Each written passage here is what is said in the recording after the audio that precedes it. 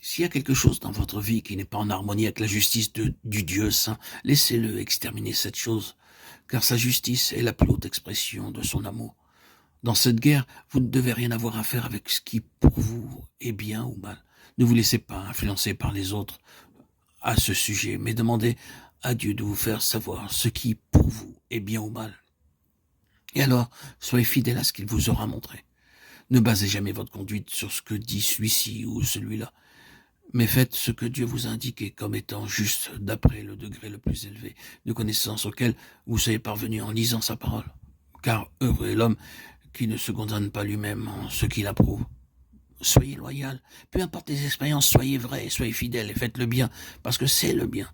Non pas pour le profit que vous pourriez en tirer, non pas parce que cela vous rend heureux, mais faites ce qui est juste, parce que c'est juste et parce que Dieu est saint. Quelle fut la cause initiale de la guerre en Canaan et pourquoi fut-elle si exterminatrice? Dans Deutéronome 7.2, nous lisons qu'au moment où Israël franchit la frontière de Canaan et où l'Éternel lui donne l'assurance qu'il allait livrer ses habitants entre ses mains, il lui dit, lorsque tu les auras battus, tu les dévoreras par interdit. Tu les détruiras entièrement. Tu ne traiteras point d'alliance avec eux. Tu ne leur feras point grâce. Cette extermination totale, impitoyable, avait une raison qui nous est révélée dans Deutéronome 9.4. Lorsque l'Éternel, ton Dieu, les chassera devant toi, ne dis pas en ton cœur, c'est à cause de ma justice que l'Éternel me fait entrer en possession de ce pays, car c'est à cause de la méchanceté de ces nations que l'Éternel les chasse de devant toi. Non, ce n'est pas à cause de ta justice, mais de la droiture de ton cœur que tu rentres en possession de leur pays. Mais c'est à cause de la méchanceté de ces nations que l'Éternel, ton Dieu, les chasse devant toi. Ces paroles revêtent une signification toute nouvelle quand nous les lisons à la lumière du conflit actuel avec les puissances des ténèbres et les esprits malins qui sont dans les lieux célestes.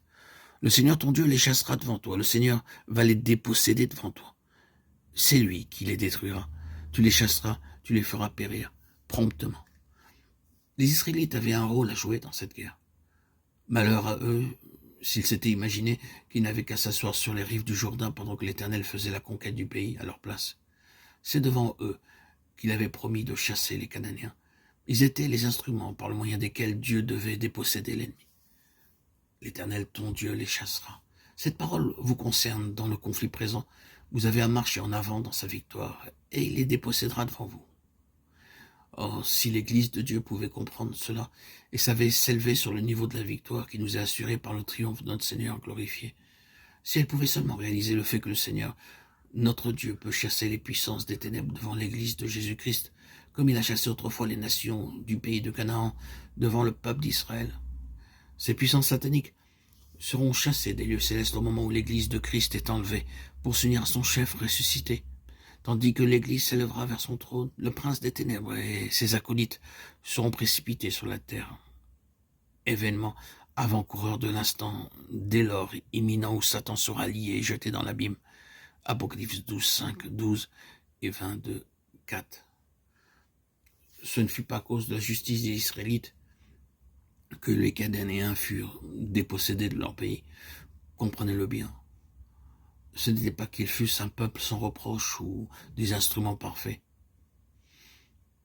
Êtes-vous peut-être tenté de vous appesantir sur vos manquements, de désespérer de vous-même et de penser qu'il est impossible de pouvoir vous attendre à être employé par le Seigneur dans ce combat, tant que vous n'êtes pas vraiment accompli en toutes choses? Sachez donc que ce n'est pas à cause de votre justice que le Seigneur a chassé les hordes des ténèbres devant vous. C'est en vertu de la justice de Jésus-Christ l'Éternel, votre justice, à cause de la victoire de votre Sauveur au calvaire.